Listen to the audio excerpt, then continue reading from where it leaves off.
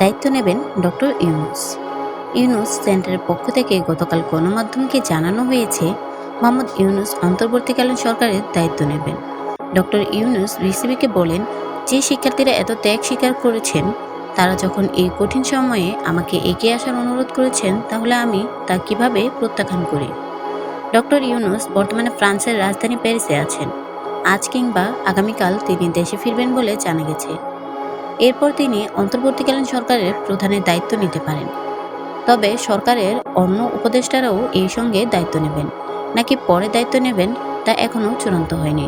অন্তর্বর্তীকালীন সরকারের সদস্য সংখ্যা কত হবে, কারা এতে জায়গা পাবে, এ নিয়ে রাজনৈতিক মহল ও দেশের মানুষের মধ্যে নানা জল্পনা কল্পনাও আছে। বিভিন্ন তালিকা ও সামাজিক যোগাযোগ মাধ্যমে ছড়িয়ে পড়েছে, তবে এগুলোর কোনো সত্যতা পাওয়া যায়নি।